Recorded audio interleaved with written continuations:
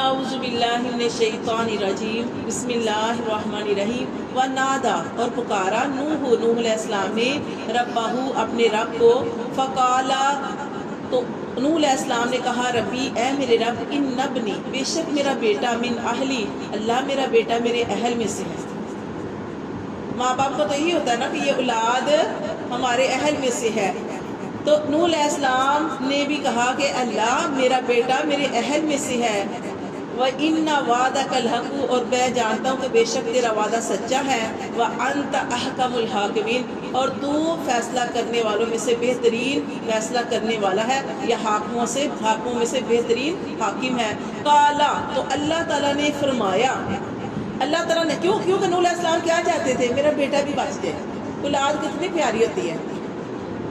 قَالَ اللہ تعالیٰ نے فرمایا یا نوح اے نوح انہو بے شک وہ لیس من اہلک وہ تیرا اہل نہیں ہے۔ اللہ نے یہاں پہ اہل اسی لیے کہا جاتا ہے، یہ اسلامی بہنیں اسلامی بھائی کیوں کہا جاتا ہے کہ یہ دین والے ہوتے ہیں، یہ بھی آپ کے بہن بھائی ہی ہوتے ہیں۔ تو یہاں پہ دیکھیں کہ ان کی سگی اولاد ہے، اس کو پیچھے کر دیا۔ اللہ نے فرمایا وہ تیرا اہل نہیں ہے، تیرا اہل وہ ہے جو ایمان والے ہیں، جو تیرے ساتھ ہیں۔ یہاں پہ یہ کہا قالا کہا یا نوح اے نوح علیہ السلام انہو بے شک وہ بیٹا تیرا لیس من اہلی کا تیرے اہل میں سے نہیں ہے۔ انہو بے شک وہ عمل غیر صالح وہ عمل کرتا تھا ناقص، پورے عمل کرتا تھا جو صالح نہیں تھے۔ فلا تسألنی ما لیس پس نہ سوال کرنا ما لیس لک بہ علم جس کے بارے میں تجھے علم نہیں ہے۔ اب یہاں پہ اللہ تعالیٰ نے یہ بھی فرما دیا کہ اب تم مجھ سے اس کے بارے میں کوئی سوال نہ کرنا۔ تو پھر انہوں نے کیا کہا؟ انہوں نے کہا کہ انی بے شک میں آئیزو کا اللہ تعالیٰ میں تمہیں نصیحت کرتا ہوں، یہ اللہ تعالیٰ فرما رہے ہیں۔ اللہ تعالیٰ فرما رہے ہیں کہ اس کے بارے میں سوال نہ کرنا۔ انی آئیزو کا میں تجھے نصیحت کرتا ہوں ان تکون من الجاہلین یہ نہ ہو کہ کہیں تو نادانوں میں سے ہو جائے۔ اب یہاں پہ جاہل کا لفظ آیا ہے، لیکن نبی کے بارے میں نبی کا ہم احترام کریں گے، ہم نبی کے بارے میں اس طرح کا لفظ نہیں بولیں گے، ہم نادان کہہ دیں گے۔ اللہ تعالیٰ نے فرمایا اے نوح علیہ السلام میں تجھے نصیحت کرتا ہوں کہ آپ اپنے بیٹے کے بارے میں مجھ سے سوال نہ کرنا، یہ نہ ہو کہ تم نادانوں میں سے ہو جائے۔ تو فوراً وہ سمجھ گئے، نبی تھے۔ قالا انہوں نے کہا ربی اے میرے رب انی بے شک میں اعوذ بکا میں پناہ مانگتا ہوں تیری ان اسألکا کہ میں سوال کروں تجھ سے ما لیس لی بہ علم کہ مجھے جس کے بارے میں علم نہیں، میں ایسی بات اب نہیں کہوں گا۔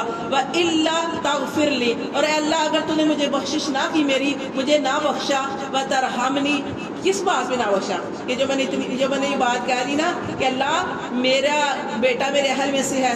اللہ فرماتے ہیں کہ نوح علیہ السلام سمجھ گئے اور وہ کہنے لگے وَإِلَّا تَغْفِرْ لِي اللہ میں اپنی سمجھ سے معافی مانگتا ہوں اگر تو نے مجھے بخشا نہ وَتَرْحَمْنِي اور مجھ پر رحم نہ کھایا أَكُن مِّنَ الْخَاسِرِينَ تو ضرور میں خسارہ پانے والوں میں سے ہو جاؤں گا۔ وہ کہا جاتا ہے نا کہ قیامت والا دن ہوگا نا، تو اس وقت جب سب کو تلاش کیا جائے گا، آدم علیہ السلام کو تلاش کیا جائے گا، نوح علیہ السلام کو، ابراہیم کو، اسماعیل کو، کہ کون سا نبی جو ہے وہ زیادہ اللہ کے قریب ہے، اور تاکہ یہ جو اتنا قیامت کا 50,000 سال کا دن ہے جس دن ہر بندہ جو ہے وہ اپنے گناہوں کے پسینے میں گرفتار ہے، یعنی گناہ اتنے جتنے گناہ کسی نے کیے اس کے پسینے میں انسان ڈوبا ہوگا۔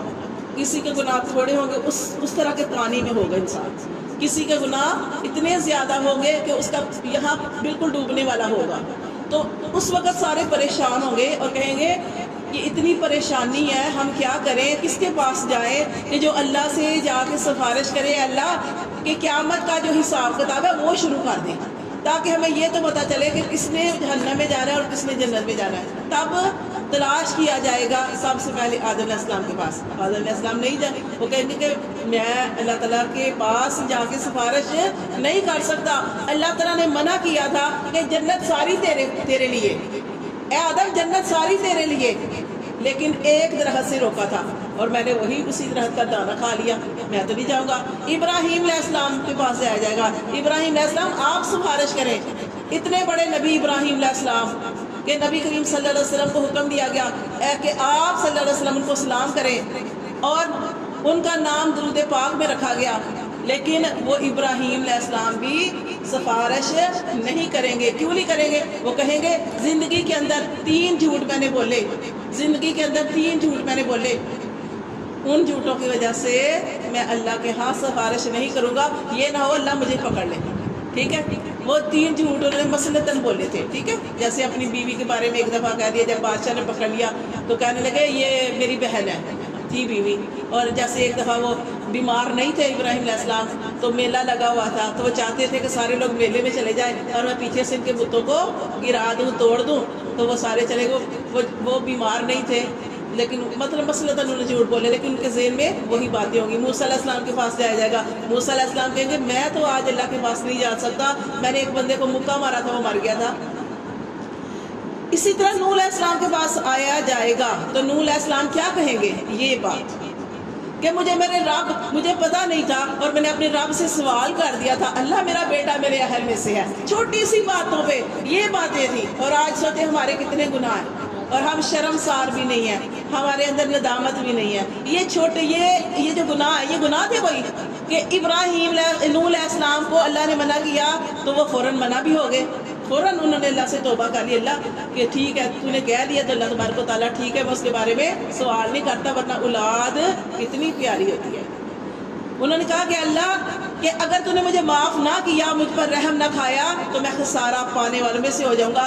قیلا یا نوح اہبط، اور کیا کہا جائے گا کہ اے نوح علیہ السلام اتر جا، بسلام، سلامتی کے ساتھ، منا ہماری طرف سے، وبرکات، اور برکتیں ہیں علیکا تجھ پر. کب کہا اللہ تعالیٰ نے؟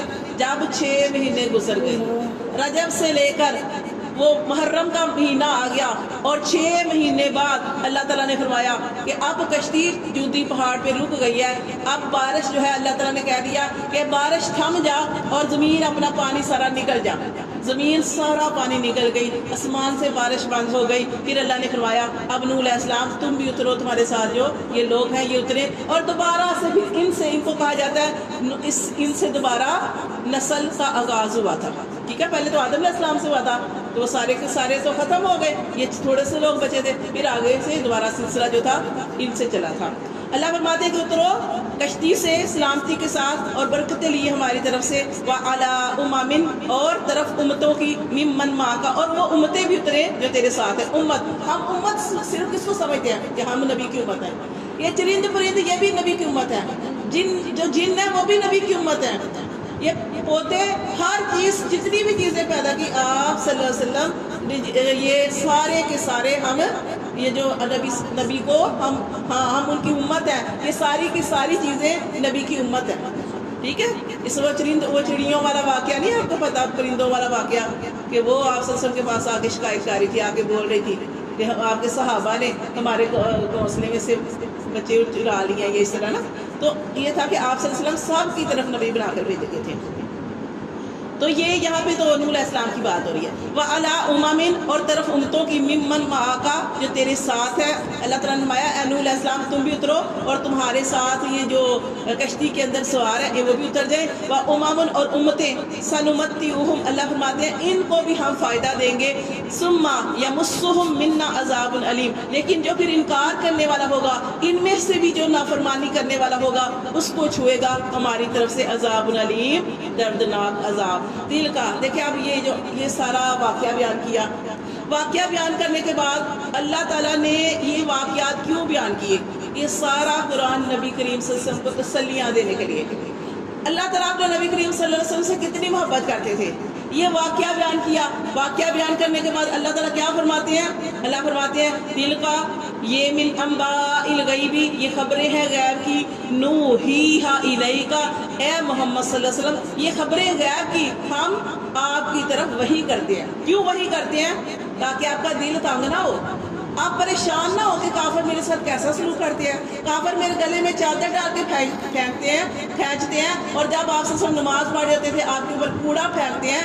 آپ صلی اللہ علیہ وسلم کو یہ قرآن نوح علیہ السلام کا واقعہ بیان کر کے تسلی دی گئی کہ نوح علیہ السلام کو لوگ کیا کرتے تھے، ان کی قوم مارتی تھی، پیٹتی تھی، گھر پھینک جاتی تھی، اور پھر وہ دین کا کام کرتے تھے. اللہ تعالیٰ فرماتے ہیں ان کا تو بیٹا اگر آپ کے چچا اگر آپ کے چچا آپ کو نہیں مانتے، وہ ٹھکراتے ہیں، وہ انکار کرتے ہیں، تو ان کا تو سگا بیٹا وہ پیچھے رہنے والوں میں سے ہو گیا۔ یہ نبی صلی اللہ علیہ وسلم کو تسلی دینے کے لیے اللہ نے واقعہ بیان کیا۔ اللہم تلک من انباء الغیب، اے نبی کریم صلی اللہ علیہ وسلم یہ خبریں ہیں غیب کی، نوحیھا الیک، ہم آپ کی طرف وحی کرتے ہیں، ما کنت تعلموھا، تو نہیں جانتا تھا ان خبروں کو، انت تو بھی ولا قومک، اور نہ تیری قوم۔ اب یہ خبریں نبی صلی اللہ علیہ وسلم کے ذریعے قرآن نازل ہوا، وحی کے ذریعے یہ قرآن نبی صلی اللہ علیہ وسلم کو بتایا گیا، سنایا گیا، اور آپ صلی اللہ علیہ وسلم کے ذریعے یہ قرآن ہم تک پہنچا۔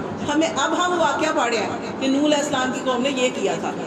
اللہ فرماتے ہیں نہ تو جانتا تھا نہ تیری قوم جانتی تھی، من قبل ھذا، اس سے پہلے، فاصبر، یہ ہے خلاصہ، فاصبر میں خلاصہ آ گیا۔ اے نبی کریم صلی اللہ علیہ وسلم تیری قوم تیرے ساتھ یہ معاملہ کرتی ہے تو کیا کر تو، فاصبر، صبر کر۔ یہ سمجھانا چاہتے تھے اللہ تعالیٰ نبی کریم صلی اللہ علیہ وسلم کو کہ آپ صبر کریں، ان العاقبات، بے شک انجام، للمتقین، متقین کا، پرہیزگاروں کا انجام ہی آخرکار بہتر ہے، بہترین ہے۔ صدق اللہ علیہ وسلم۔